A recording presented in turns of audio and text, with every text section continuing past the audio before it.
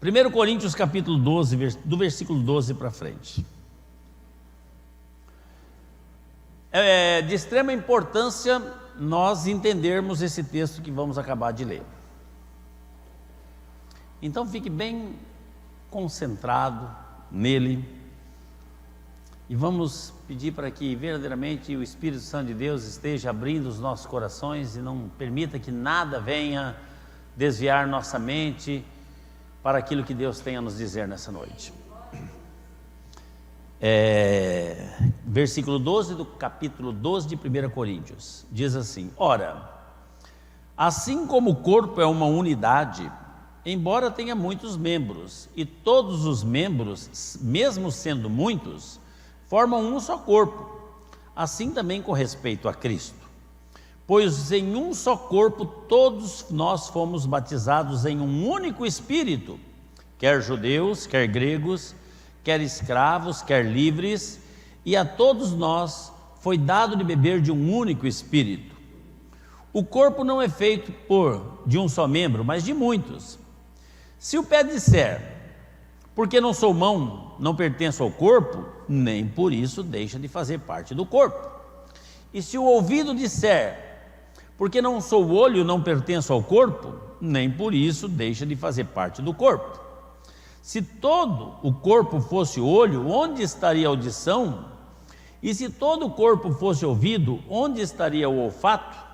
De fato, Deus dispôs cada um dos membros no corpo segundo a sua vontade.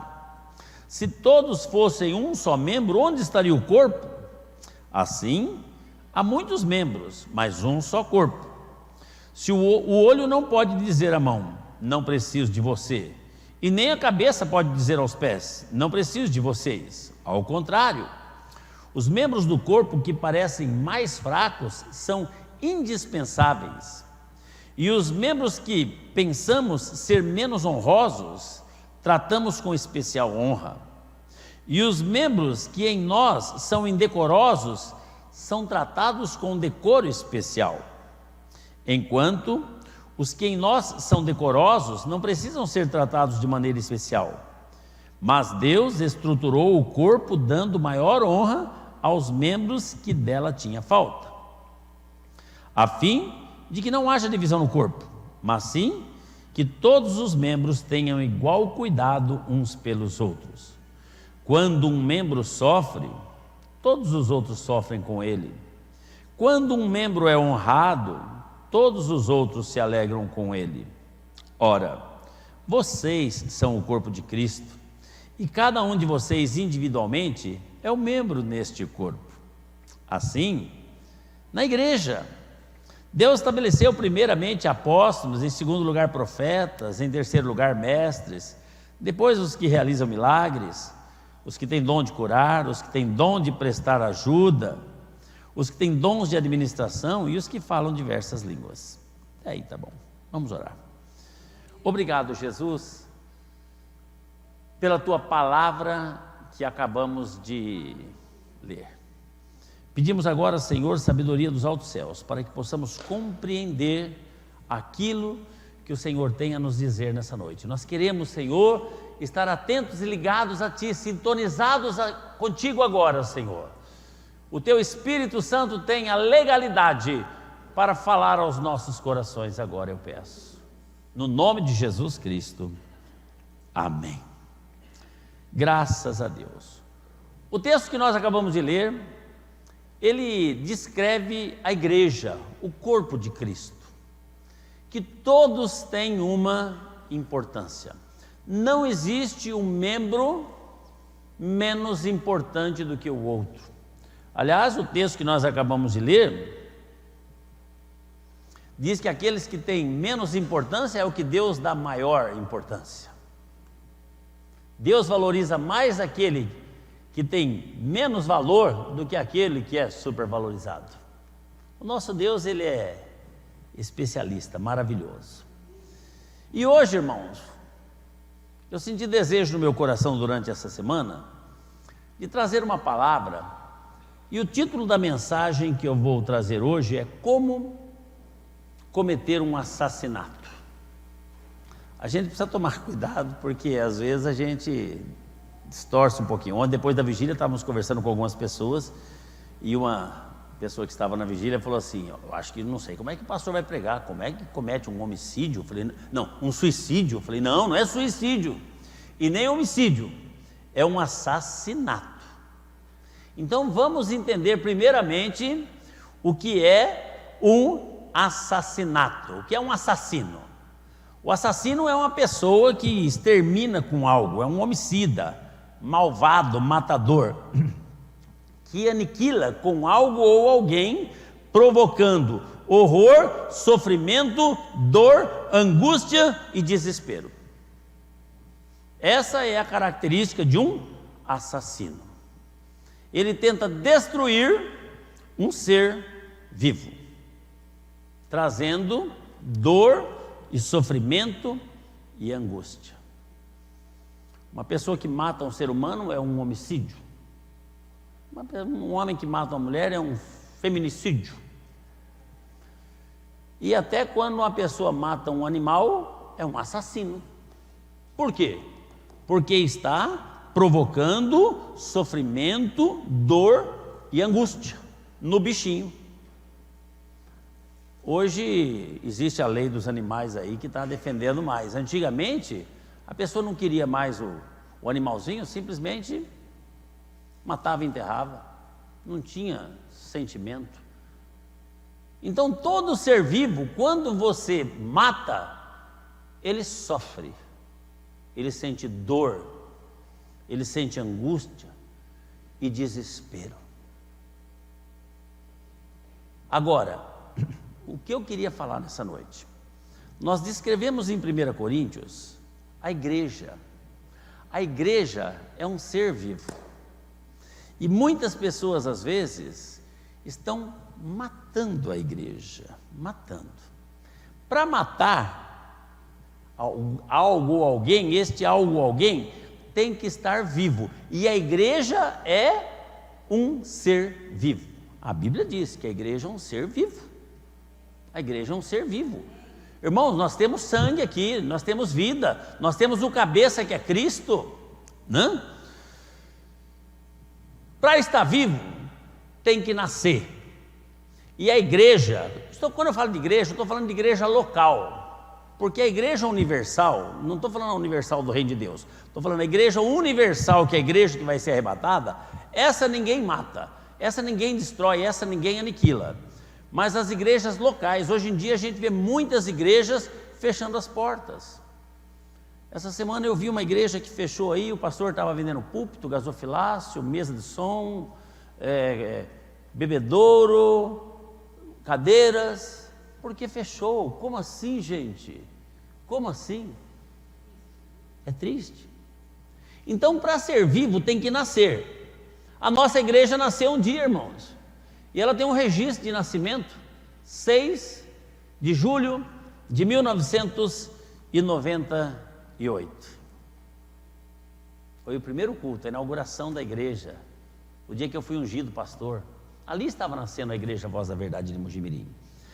Para viver e para nascer tem que ser gerado. E esta igreja foi gerada por Deus. Nada foi planejado. Foi um Deus que tinha um propósito e estabeleceu a nossa igreja neste lugar. E esta igreja completou este ano 21 anos de existência. É uma igreja abençoada. É uma igreja onde que realmente a gente sente a presença de Deus. É uma igreja que tem uma estrutura física fantástica. É uma igreja que tem um louvor maravilhoso, tem palavra, tem ensinamento, tem escola bíblica, tem oração. E você acha que o inimigo fica feliz com isso, irmãos? O inimigo não fica feliz. Então, ele vai usar estratégias para derrubar a igreja. Por sinal, ele já mandou até enviados na porta da nossa igreja, dizendo: essa igreja não vai prosperar, esta igreja vai sucumbir, porque essa igreja não é de Deus. Irmãos, Falando agora de ser humano, você, eu, bate aqui, eu, você, eu. Você está vivo ou não? Você tem vida aí ou não tem? Tem ou não tem? Fala aí. Deixa eu arrumar esse treco aqui. Você está vivo? Você quer continuar a viver ou você quer morrer? Quer viver ou quer morrer? Até quem está com um pouco mais de idade, hoje não tem velho aqui, né? Cadê o velho? Não veio hoje? Ninguém quer morrer, irmãos. A pessoa, quando vê que está na beira da morte, ela faz de tudo, o possível e o impossível. Mas para você viver, você tem que cuidar do seu corpo. Amém? Você tem que tratar da alimentação. Você sabe que você tem alimentos hoje em dia que são muito prejudiciais. Esses fast foods da vida, muitas gorduras, né? Você compra lá uma batata frita, a batata que já fritou, o óleo que já fritou 50 batatas, nem óleo tem mais. Aquilo lá é uma coisa que vai impregnar dentro da tua veia, vai entupir, vai causar um AVC, um infarto. Mas o povo vai lá e se deleita com esses negócios. É verdade ou não é? A gente sabe, irmãos, que a gente tem que beber muita água e a gente não bebe. Eu vou beber para dar um exemplo. A gente não bebe. A gente sabe que a nossa alimentação tem que ser uma alimentação saudável. Mas hoje em dia as crianças fogem dos legumes, das verduras e das frutas. A gente sabe que a gente tem que dormir bem, mas tem que trabalhar, estudar e tantas atividades, e a gente sacrifica o horário do sono. A gente sabe que a gente precisa fazer atividade física, senão enferruja, principalmente os que já têm um pouco mais de idade aí, e enferruja mesmo. Mas a gente acaba não cuidando do nosso corpo. E se você não cuida, a tendência sua é antecipar o dia da sua morte. Eu fui fazer um check-up, acho que foi o começo desse ano, né? E a glicemia minha deu alterada. E o médico falou assim: você precisa cortar o açúcar. E só Deus sabe, minha família, como eu gosto de coisa doce. Como eu gosto de coisa doce. E é uma tentação aqui, esse pudim, aqui, esse treco. E eu falei: mas eu gosto tanto, doutor. Ele falou: você tem duas alternativas. Você continua comendo doce à vontade, saciando o seu desejo e morre logo, ou você corta o açúcar e vive um pouco mais. Eu dei o diagnóstico e falei para você exatamente qual é o seu quadro. Agora está na sua mão, é você que decide. E eu vou pegar e vou ficar comendo açúcar de colher? Eu não sou bobo, eu quero viver mais um pouco. Então eu cortei. Mas eu não gostava de café com adoçante. Aprendi a gostar. Agora o café com adoçante é gostoso. Aprendi a gostar. Por quê? Porque ou obedece, ou você antecipa a sua morte. Então, irmãos, veja bem, isso eu estou falando pessoalmente. Agora vamos falar como corpo de Cristo, como igreja. Como igreja também, nós temos que as nossas funções dentro do corpo de Cristo, para não antecipar a morte. Hoje em dia são tantas igrejas fechando. O bairro que eu moro, irmãos, eu acho que é o bairro que tem mais igreja de todo quanto é lugar. Vila Dias. Tudo quanto era boteco que existia naquela igreja, naquele bairro virou igrejinha. É tudo igreja. Mas, irmão, a igreja 6 meses, daqui a pouco está lá, aluga-se. Aí abre uma outra igreja, cada nome um mais esquisito que o outro. Aí fica mais um tempo, aluga-se. Por quê? Por que não sobrevive? Por que não vai adiante? Se a Bíblia diz que as portas do inferno não prevaleceriam contra a minha igreja. Sabe por quê, irmãos? porque muitas vezes existem assassinos de igreja dentro das igrejas, e não parece. Quando você pega um ônibus, está todo mundo lá dentro do ônibus, você não sabe quem está lá dentro. De repente, esses dias lá no Rio de Janeiro, o cara levantou com o revólver e colocou gasolina no ônibus, tudo, falou que ia tocar fogo, era um sequestrador, um doido lá. Você não sabe, porque se você soubesse, você não embarcaria naquele ônibus. A gente está na igreja, a gente não sabe. Nós precisamos tomar cuidado, porque às vezes nós inocentemente estamos assassinando a igreja da qual participamos. Vou fazer só um termo comparativo.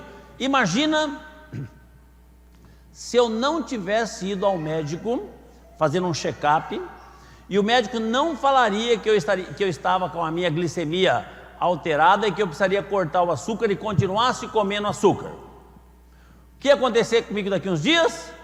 Eu ia ter um AVC ou um infarto, e ia morrer ou ficar dando trabalho para os outros. Mas eu nem sabia. Mas não é porque você não sabe que você não está. Existem dois tipos de assassinato: o culposo e o doloso. O culposo é quando a pessoa mata sem intenção, inocentemente, matou sem querer. Foi sem querer que eu matei. Você está lá no carro dirigindo, você sente um mal súbito, aí você desmaia e você atravessa a pista e tinha uma pessoa andando lá, você matou. Foi sem querer, foi um negócio, foi casual. Esse aí é o assassinato culposo, quando você comete o assassinato inocentemente. E existe o doloso, quando você faz intencionalmente. Você fala, eu vou matar aquele cara lá, deixa eu ver, a hora que ele está atravessando lá a rua, você pega e taca o carro em cima dele, e aí mata. Aí esse aí foi por querer. Dentro da igreja, existem esses dois tipos de assassinos. Os assassinos que cometem o assassinato culposo e o doloso. Tem aqueles que inocentemente, muitas vezes, prejudicam o corpo de Cristo. E tem aquele que às vezes prejudica, eu creio que esses aí são mais difíceis, intencionalmente, fazem de maldade mesmo. Agora, querendo ou não, quando você taca o carro em cima de uma pessoa, por vontade ou sem vontade, a grande probabilidade de você matar, a probabilidade de você matar é grande, entendeu ou não? Você pegou um carro, ou você pegou uma arma e disparou em direção de uma pessoa, ou disparou sem querer para qualquer lado assim, vai matar. E às vezes nós estamos disparando bombas dentro do nosso próprio corpo. Eu não posso comer açúcar, eu como açúcar. Eu não posso comer gordura, eu como gordura. Eu não posso comer carboidrato, eu como carboidrato. E aí daqui a pouco eu tenho um piripaque e morro. Puxa, Deus, como você é ruim. Você levou essa pessoa que era tão boa. Era tão boa, mas era uma pessoa que não fazia aquilo que ela deveria fazer. Certo? Então eu gostaria de compartilhar com a igreja hoje algumas características de um assassino de igreja.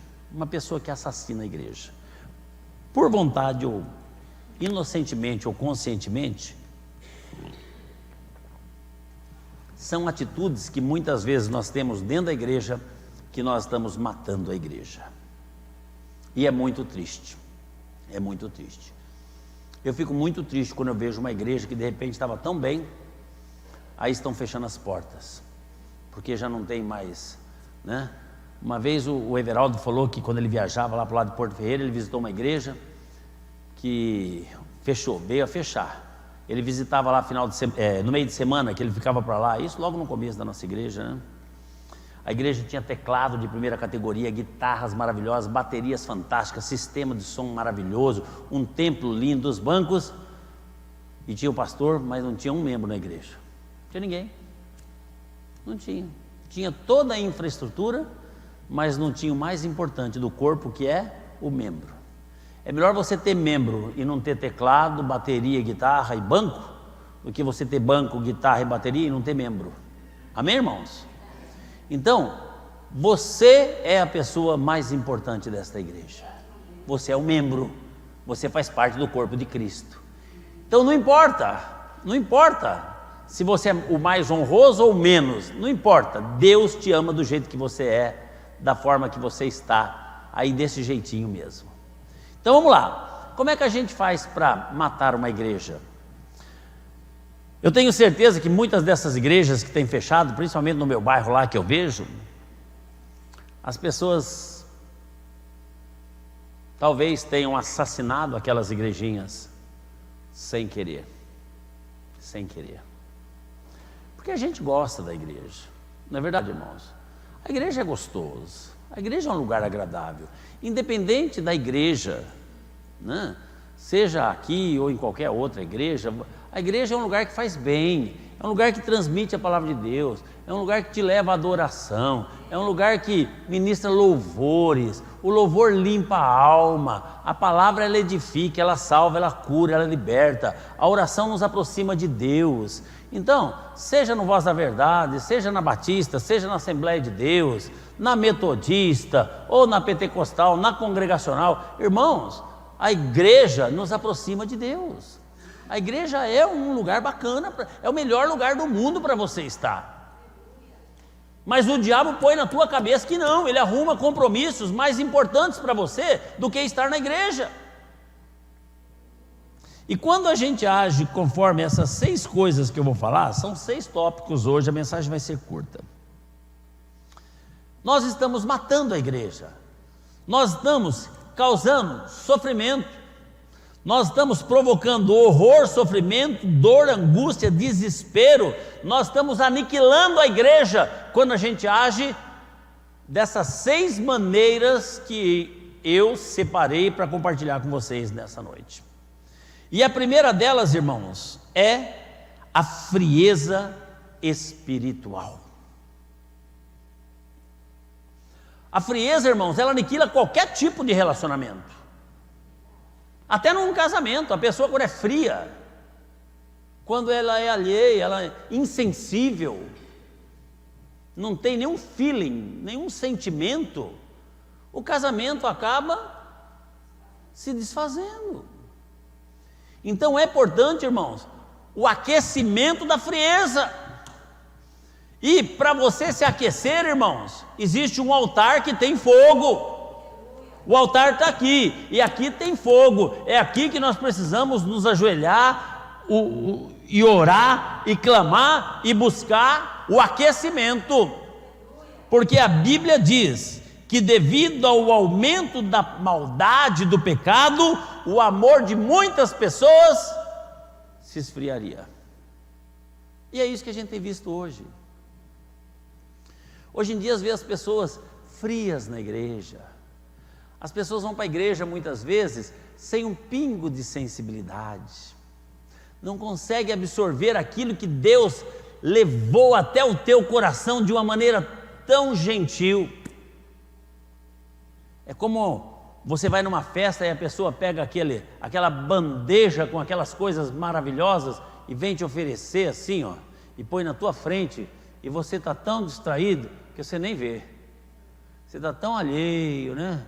Tão com sono, você está tão zen, né? E a pessoa está oferecendo. A pessoa vem na igreja e Deus coloca diante de você um banquete, um manjar, mas o seu pensamento está onde? O seu pensamento está naquilo que você vai fazer depois do culto, naquilo que você vai fazer amanhã, nos negócios que você deixou em aberto na sexta para fechar na segunda. O seu pensamento está longe de Deus. E isso causa frieza, desinteresse, não tem vontade. Ah, e na igreja de novo? Bobagem. As igrejas tradicionais e conservadoras como a nossa têm culto normalmente 3 vezes por semana. É quarta, sábado e domingo. Eu lembro que quando começou a Universal, no ano de 1977, se não me falha a memória, O Edir Macedo foi no rádio e falou: nossa igreja vai ser diferente. Lá nós vamos ter 5 cultos por domingo, de segunda a segunda. 5 cultos por dia, todo dia. É 8 da manhã, é às 10, é meio-dia, é 3 da tarde, é 6 e às 8. Aí, a igreja que eu participava na época, falou: essa igreja não vai para frente de jeito nenhum. É um culto por semana aqui, a tua já não veio, imagina sem dúvida. 5 cultos por dia. Olha como é que está hoje, irmãos. Porque não é a quantidade de cultos, é o interesse da pessoa em servir Deus na igreja que ela se propôs a servir a Deus. Se eu tenho um compromisso marcado com Deus, eu tenho que correr para o altar, eu tenho que me aquecer, eu tenho que me esquentar, porque a frieza espiritual vai fazer eu destruir a minha igreja, o meu relacionamento com Deus. Quanto mais eu vou me esfriando, quanto mais eu vou ficando indiferente, quanto mais eu vou ficando insensível, mais eu vou causando dor, sofrimento e angústia para o corpo. Para o corpo. A igreja local vai sofrendo com a frieza. O diabo põe na nossa mente que outros compromissos, seja lá o que for, e às vezes nem outros compromissos, a gente não vem na igreja por não vir, simplesmente por não vir, para ficar em casa. Mas nós temos um compromisso, e onde vamos nos aquecer é no altar, é na igreja. Deus instituiu a sua igreja, Deus instituiu a igreja local. Jesus, antes de partir, ele deu ordem aos discípulos para que estabelecessem as igrejas locais. Deus se agrada com isso que nós estamos fazendo aqui nessa noite. Então, irmãos, se temos notado que estamos um pouco frio, é hora de nos aquecer. É hora de nos aquecer. Porque se você começa a esfriar, a hora que gelou, morreu. É verdade ou não? Gelou, morreu, já era. Quando morre? Quando a pessoa não vem nem sente falta. Não vem nem sente falta. Fica lá não sei quanto tempo sem vir na igreja, tá bom assim, tudo do mesmo jeito, tá tudo bom. Não, gelou, morreu. Então, antes de gelar, enquanto estiver frio, vamos correr para perto do altar, nessa fogueira santa, e vamos nos aquecer, no nome de Jesus Cristo. Segunda coisa, que tem matado as igrejas, tem assassinado as igrejas, é a negligência, é ignorar as atividades regulares da igreja. Tem muita gente que ouve, mas não obedece. Não obedece. Simplesmente, tá bom, ouviu, né? Nós vamos ter uma vigília de oração, amém? E toda a igreja responde em coro, em alto e bom som, amém. Aí quando chega no dia da vigília, pastor, vou orar das 10 à meia-noite. Que sacrifício, irmãos. Que difícil, hein? Isso é muito sacrifício, pelo amor de Deus. Jesus pediu muito sacrifício. Sacrifício foi o que ele fez por nós, irmãos. O que ele fez por nós foi sacrifício. Servir a ele não é sacrifício. A igreja vai fazer um retiro, ninguém vai. A igreja vai fazer um movimento, ninguém vai. A igreja vai fazer um evangelismo, ninguém vai. A igreja promove uma escola bíblica para ensinar a escola bíblica dominical. Eu não vou. O que eu estou fazendo? Eu estou matando a igreja. Eu estou assassinando a igreja. Eu estou causando dor, tristeza, como diz lá, né? Sofrimento, desespero, angústia e horror. A igreja, o corpo local está clamando desesperado: me ajude, me socorre. Como é triste, irmãos. Às vezes nós temos a escola bíblica dominical e o professor da classe chega e fala assim: não tem nenhum aluno hoje. Legal, hein? O professor ficou a semana inteira preparando a lição, orando, pedindo sabedoria de Deus e preparando uma dinâmica e um trabalho manual e tanta coisa linda. E aí chega no dia, não tem nenhum aluno, pastor, o que eu faço? Fica aqui junto com os outros então. Ele fala amém. e dá um sorrisinho amarelo. Mas como é que você acha que está no fundo do coração do professor? Como é que você acha que fica o fundo do coração do professor, que ficou a semana inteira preparando, orando, se dedicando? Porque preparar uma aula bíblica não é fácil. Não é fácil. Muitas vezes a gente até conhece, sabe do nosso dever, sabe da nossa responsabilidade, mas a gente não cumpre com a nossa obrigação. E isso vai causando o quê? Tristeza.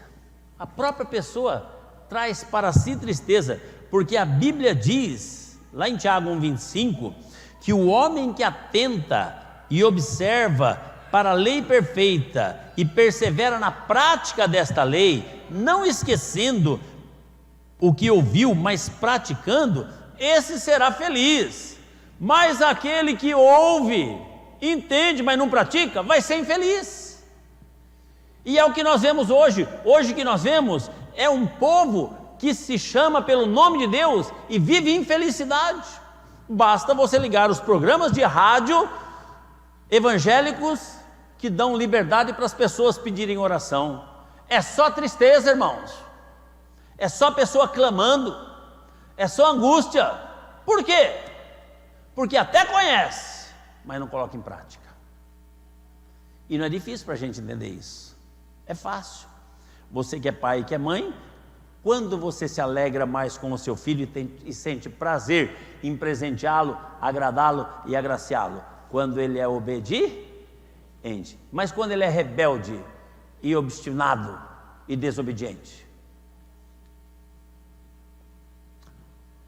Quando Deus deu a lei para Moisés, falou: aquele filho que é desobediente, obstinado e beberrão, para ele a pena é morte. Está na lei de Deus, está escrito na Bíblia, não sou eu que estou falando. Deuteronômio acho que 19, se não me falha a memória. É morte. Tristeza só, pelo amor de Deus. Então, irmãos, muitas vezes a gente está sofrendo e não entende o porquê. É tanto sofrimento, porque a gente conhece, mas não consegue colocar em prática. A gente não consegue obedecer. Então vamos começar a obedecer, irmãos. Vamos obedecer a voz de Deus. Ah, o pastor está exigindo muito. Irmãos, se está escrito na Bíblia, glória a Deus, obedeça a Bíblia. Vai pelo que a Bíblia diz. Ah, mas na Bíblia não está escrito que eu tenho que ir na escola bíblica, mas está escrito que você tem que crescer na graça e no conhecimento da palavra. E você só vai crescer no conhecimento se você estudar. Se você não estudar, você não vai crescer no conhecimento. Terceira coisa, irmãos, infidelidade. Infidelidade é a mesma coisa de que traição. A traição é uma coisa que Deus abomina. Deus tem pavor de traição. E nós, como seres humanos, também, no âmbito conjugal. É verdade ou não? Então você se sentiria confortável de ver o seu esposo ou sua esposa de braço dado com uma outra pessoa, passeando na praça, trocando carícias? Você ia falar: ah, tudo bem, é só hoje. Você ia falar isso? Não, você ia se sentir tremendamente dolorido. E o que nós vemos hoje em dia, irmãos, é infidelidade, é traição dentro do corpo de Cristo, na igreja. Deus abomina a traição. O primeiro mandamento que Deus deu lá nos 10 mandamentos de Moisés foi: não terás outros deuses diante de mim, porque eu sou eu e pronto, acabou. Não aceito que você se encurve diante de outro Deus.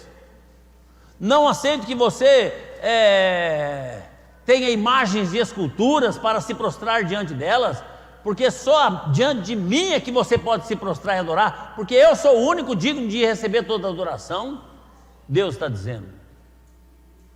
E muitas vezes, irmãos, nós estamos traindo. O que é trair? Trair é substituir por outra coisa. Trair é substituir. Se eu substituir a minha esposa por uma outra mulher, eu estou traindo ela. Se ela me substituir por um outro homem, ela está me traindo. E muitas vezes nós substituímos a nossa igreja por qualquer coisa, irmãos. Por coisas até que não dá nem para ter um termo comparativo. A Bíblia fala que nós temos que ser fiel. Se é uma coisa que Deus exige de nós, é fidelidade. Quando Ele diz uma coisa, Ele quer que a gente cumpra o seu mandamento. Lá em Lucas 16 diz, versículo 10, quem é fiel no pouco, é fiel no muito, e quem é desonesto no pouco, também é desonesto no muito. Então, irmãos, a gente não consegue ser fiel nas mínimas coisas, não vamos ser nas coisas grandes. Então é hora, nós temos um compromisso com Deus, nós firmamos um compromisso com Deus, e nós precisamos agora honrar o compromisso que nós temos com Jesus. Você está entendendo? Porque quando estamos agindo com infidelidade, nós estamos assassinando a igreja.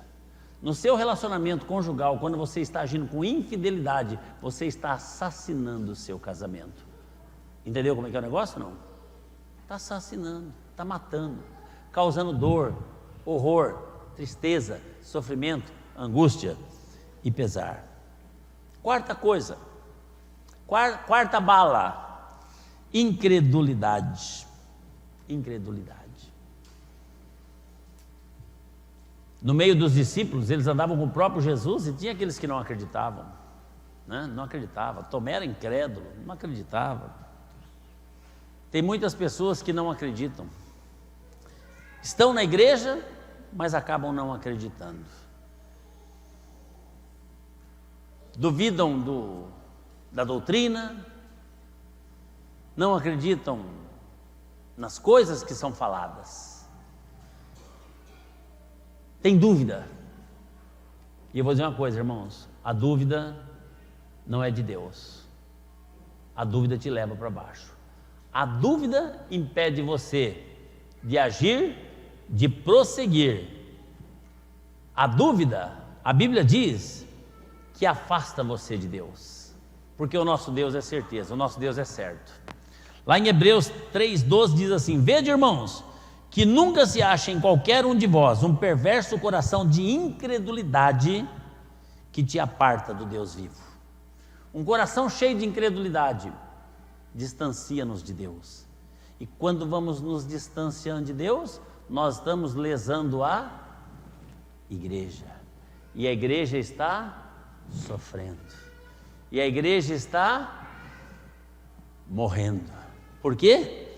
Por causa da incredulidade, por causa das dúvidas, por causa da dificuldade em acreditar no poder e na grandeza do nosso Deus.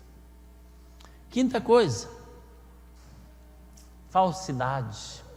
A falsidade, irmãos, é uma arma é uma bala extremamente venenosa que tem matado as igrejas. Por quê? Porque as pessoas que estão lá dentro muitas vezes não são autênticas e verdadeiras, são pessoas falsas.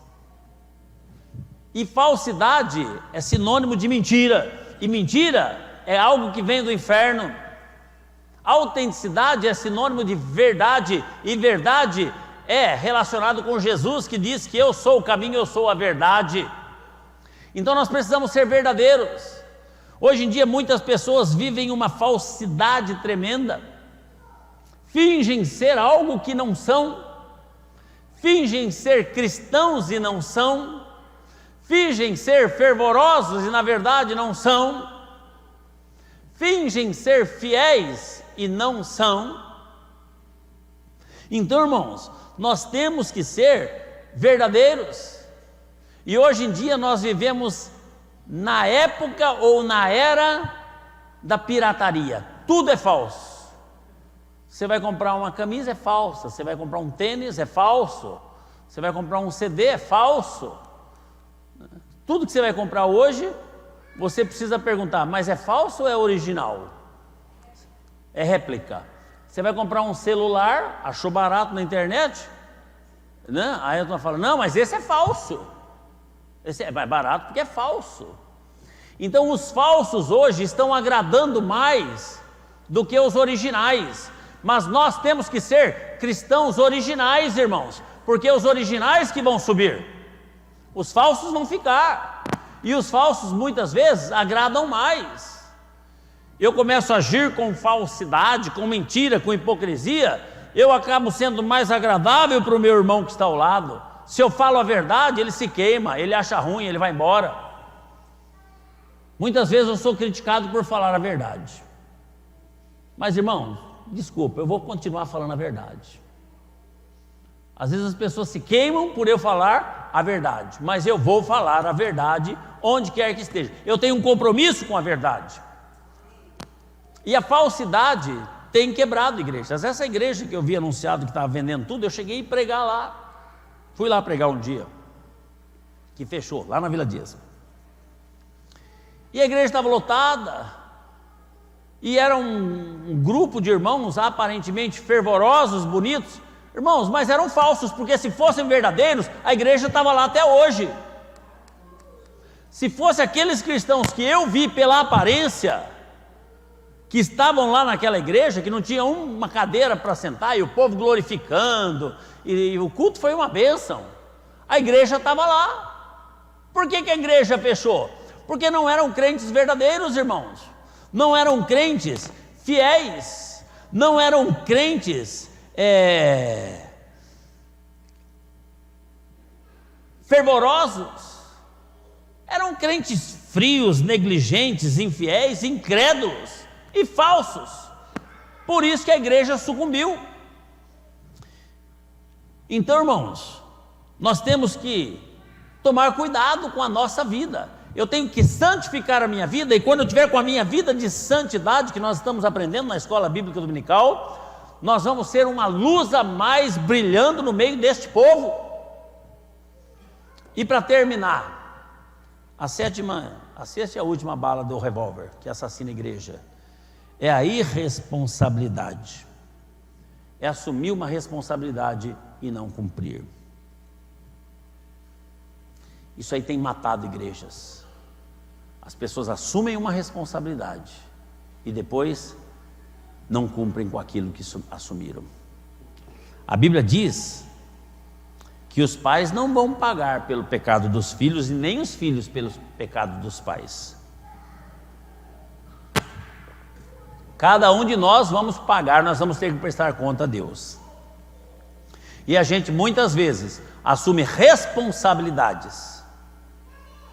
Nós tivemos a unção dos nossos diáconos aqui, foi a coisa mais linda do mundo. Repleto aqui, desde aquela coluna, os diáconos e os presbíteros, todos recebendo a unção. Foi reunido antes, e eles ficaram todos conscientes do que deveriam ou não, como deveriam ou não se portar. Qual deveria ser a função deles ou não dentro da igreja. Aí um pega e fala: pastor, eu estou cansado, não quero mais não, tchau. O outro chega e fala: pastor, eu fui ungido, eu não estava preparado, não quero mais saber disso aí não, tchau. É assim que vai matando a igreja, irmãos, é assim que vai matando a igreja. É um por um, agindo com irresponsabilidade. Eu não quero mais fazer isso aqui não, eu não quero mais trabalhar na igreja não, eu não quero mais fazer nada, eu não quero saber de nada. É assim, irmãos. Imagina se um membro do seu corpo resolve não querer saber mais de nada. Tem que estar ativo, tem que estar ligado. Nós temos que ter responsabilidade. Quando a gente arruma um trabalho numa empresa, a gente vê que hora que tem que entrar. Às 8 horas, você pica o cartão até 8h05, passou de 8h05, você não pica mais o cartão e nem entra. 10 para as 8 você está lá. É verdade ou não é, irmãos? Na casa de Deus, que hora começa o culto? 7h30? Quando for umas 8 e pouquinho eu estou chegando. Como assim? Como assim? Como assim, irmãos? Cadê a nossa responsabilidade?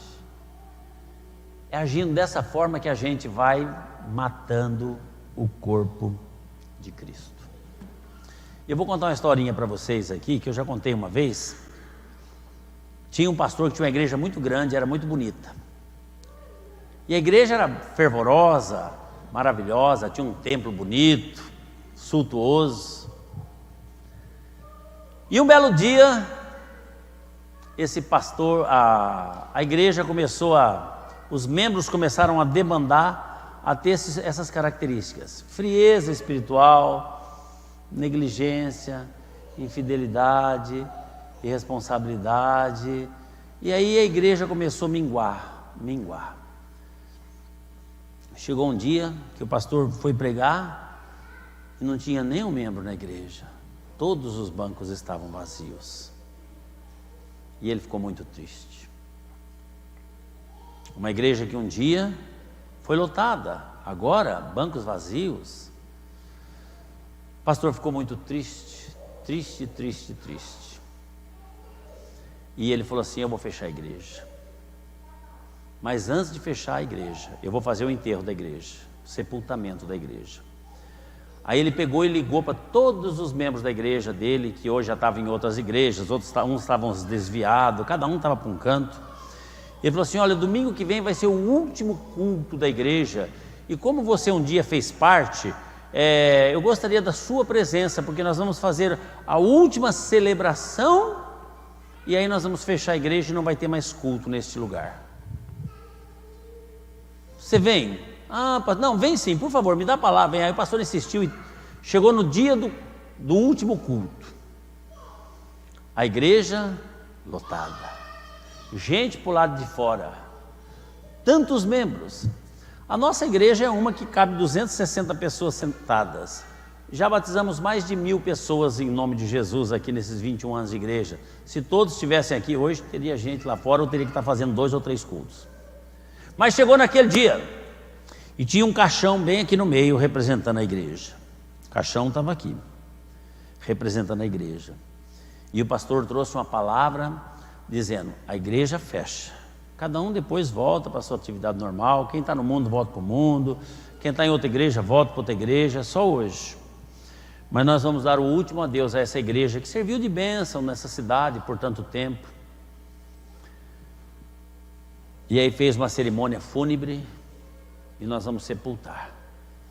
Agora eu gostaria que cada um viesse e olhasse o rostinho da igreja. O rostinho da igreja. E aí fez uma fila e começou a subir. E o caixão aberto. Cada pessoa que chegava e olhava descia com lágrimas, chorando. Essa é a igreja que está sendo sepultada. E vinha o próximo, olhava, dava a volta no caixão e descia com lágrimas nos olhos, chorando. No fim, viemos a saber que o que tinha no fundo do caixão era um espelho. Cada pessoa que vinha olhar, a igreja que ele ia sepultar, ele via o seu próprio rosto. Era a igreja que ele estava sepultando. A igreja que ele foi uma das pessoas que assassinou. Se foi propositalmente ou se foi sem querer, não importa, assassinaram a igreja. Então, irmãos, não vamos permitir que isso aconteça jamais com a nossa igreja. Vamos nos aquecer, vamos assumir esse compromisso que nós temos com Deus. Vamos realmente amar a Deus de todo o coração. Vamos amar o nosso próximo, independente de como ele é. É um tal da pessoa falar: não gosto de fulano, porque fulano... Irmãos, vamos amar o nosso próximo. Jesus, quando estava na terra, ele não ficou no meio dos religiosos, ele ficou no meio da categoria, não sei como é que pode falar, né, da classe mais odiada de todos, que eram os ladrões e prostitutas. Era lá que ele estava, era lá que ele estava dando o seu amor. Lá para aquelas pessoas endemoniadas, era lá que ele estava dando o seu amor. A gente quer amar só quem é bonitinho e cheiroso, tem dinheiro, irmãos? Não. As pessoas necessitadas precisam do nosso amor. Vamos começar a amar mais o nosso irmão. Vamos começar a ter um pouquinho mais de compaixão dos nossos queridos. Talvez muitas pessoas saem da igreja porque também não se sentem amados. E os 2 maiores mandamentos é amar Deus acima de todas as coisas e amar ao próximo como a ti mesmo. Vamos cooperar mais, vamos nos integrar mais. Vamos sair da nossa zona de conforto. Hoje nós temos o nosso sistema de multimídia, que é uma bênção. E eu não abro mão desse recurso, porque Eu tenho certeza que o Gustavo está vendo lá, pelo menos ele sempre manda mensagens no meu celular, dizendo que estava assistindo com pedacinhos do culto, lá no Canadá. Olha que bênção poder servir de bênção para o Gustavo. E para tantas pessoas que vê à distância. Mas não é para nós ficarmos em casa, irmãos, debaixo do edredom, assistindo o culto na zona de conforto. Não, nós temos que cooperar na igreja, nós temos que ver os nossos dons, os nossos talentos, nós temos que trabalhar e ajudar os irmãos que têm aqui a sua responsabilidade de administrar os departamentos da igreja. Nós temos que agir com fidelidade, com sinceridade, com a verdade, se dedicar nos trabalhos da igreja. Nós temos que aprender, irmãos, a ser fiel a Deus nos dízimos e nas ofertas. A primeira coisa, quando a pessoa começa a esfriar, ela começa a perder o prazer de ser fiel no dízimo e na oferta. Mas a igreja precisa, Deus não precisa, Ele é dono do ouro e dono da prata, mas a obra precisa, a obra necessita. Você vai lá naquele banheiro, é cheiroso o banheiro nosso aqui, não é, irmãos? Fala a verdade. O banheiro é cheiroso, tem sabonete de primeira categoria para você lavar a mão lá. Os papéis para você enxugar a mão são os melhores, não é aquele que esfarela, não. É o melhor papel que tem. Tem álcool gel lá para você desinfetar a sua mão. A igreja bem iluminada, estacionamento. Tudo isso tem um custo. E é através dos dízimos e das ofertas, irmãos, que a igreja mantém-se arrumadinha, limpinha, bonitinha, para que a gente possa nos reunir e adorar ao Senhor.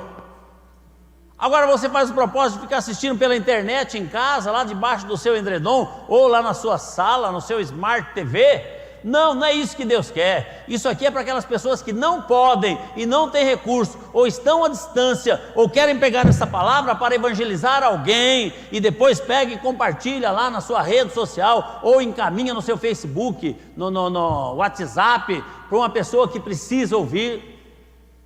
Não é para a gente ficar na zona absoluta de conforto, não.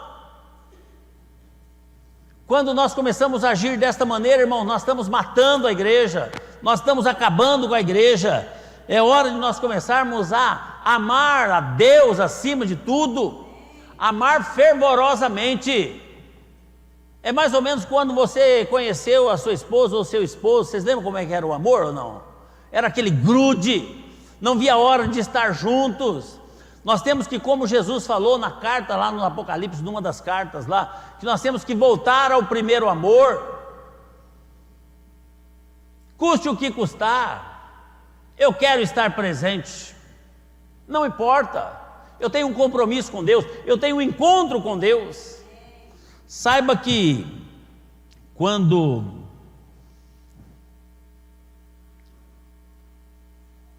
Deus vê todas as coisas, e o diabo também está só no...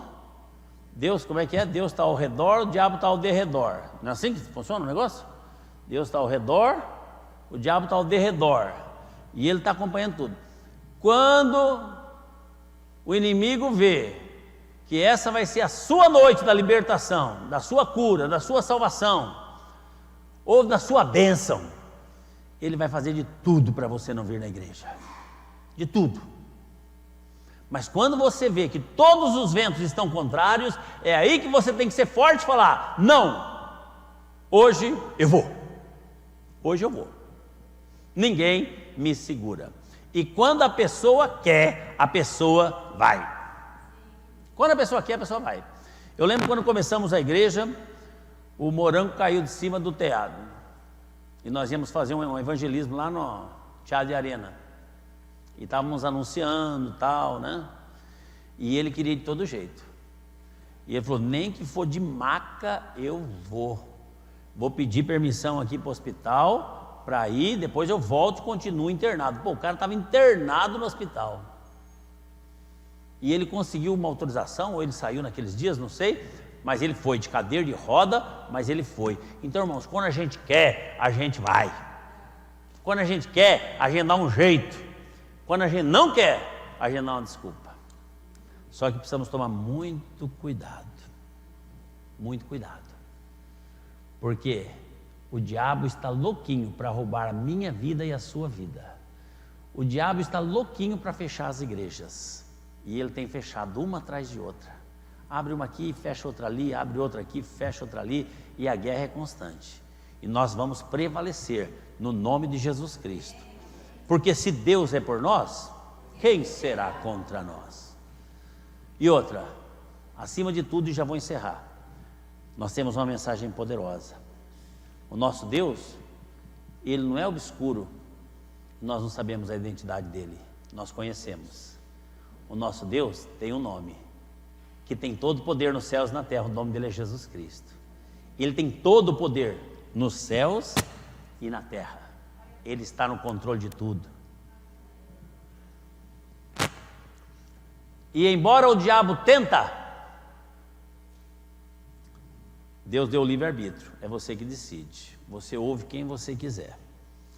Mas para terminar a mensagem, o apóstolo Paulo fala em Romanos 8,35, quem vai nos separar do amor de Cristo? Será a tribulação, a angústia, a perseguição, a fome, a nudez, o perigo, a espada? Como está escrito, por amor de ti enfrentamos a morte todos os dias, somos considerados como ovelhas destinadas ao matadouro, mas em todas essas coisas nós somos mais que vencedores em Cristo Jesus, o nosso Senhor. Porque eu estou convencido de que nem a morte, nem a vida, nem anjos, nem demônios, nem o presente, nem o futuro, nem quaisquer poderes, nem a altura, nem a profundidade, nem qualquer outra coisa na criação será capaz de nos separar do amor de Deus que está em Cristo Jesus, o nosso Senhor. Irmãos, nenhuma criatura, nenhum demônio vai nos separar de Cristo Jesus, a não ser que você queira. Se você quiser, o problema é seu. Mas se você não quiser, se você se grudar em Jesus, Jesus não larga você. Então, irmãos, vamos estar firmes nesse propósito, em nome de Jesus Cristo. Vamos estar firmes, vamos nos unir. A Bíblia diz que Deus ordena a bênção na união. Vamos nos unir. Quando a gente vier para o culto, vamos sentar tudo junto, tudo juntinho, unidos. Vamos nos abraçar, vamos nos beijar. A Bíblia fala que temos que saudar uns aos outros com o ósculo santo. O ósculo santo é beijo na face. Ah, mas eu vou beijar a mulher do outro. Irmão, é um beijo sem maldade, é uma expressão de amor. Eu beijo todo mundo aqui, sem preconceito, porque eu amo a todos vocês. E esse tem que ser o nosso comportamento. Vamos estar ligados com Cristo. Não vamos ser um assassino de igreja. Não vamos fazer parte deste percentual que tem acabado com as igrejas, esfriado no amor, negligente para com as coisas de Deus, irresponsáveis com as funções atribuídas. Não, mas vamos nos fortalecer. Amanhã é um bom dia para você recomeçar. Amanhã nós estaremos aqui celebrando a Santa Ceia do Senhor Jesus. A Santa Ceia do Senhor Jesus é algo que vem para nos fortalecer. E é um bom dia para a gente recomeçar com uma nova visão da nossa vida espiritual. Por quê? Não vou parar, eu vou chegar, não desistirei, pois até aqui eu cheguei. Vamos ficar em pé e vamos terminar. Não vou parar, eu vou chegar, não desistirei, pois até aqui eu cheguei. Se eu cheguei até aqui, irmãos, eu vou até o fim com Cristo, porque dele eu não largo de jeito nenhum. Estou passando dificuldades com ele, imagina sem ele. Olha, imagina como que seria. Então, irmãos, vamos nos firmar. Baixe sua cabeça, feche seus olhos, vamos orar para encerrar o culto. Obrigado, Jesus. Obrigado, meu Deus, por este culto maravilhoso. Obrigado por essas palavras. Que o teu Espírito Santo esteja verdadeiramente completando nos nossos corações. Que o inimigo não venha torcer nem distorcer nenhuma palavra, Senhor, mas que nós possamos realmente receber como vinda dos céus, para o nosso crescimento, para o nosso fortalecimento, para o nosso amadurecimento, Senhor, e para que possamos produzir frutos, porque o dia que o Senhor nos escolheu foi para que pudéssemos a dar frutos. Muito obrigado, Jesus, por esse culto maravilhoso. Dá-nos agora uma boa noite, um bom descanso e prepara-nos para amanhã, quando vamos participar da Santa Ceia do Senhor Jesus. Nós oramos no teu santo e precioso nome. Amém, Senhor Jesus. Graças a Deus. Pode aplaudir ao Senhor.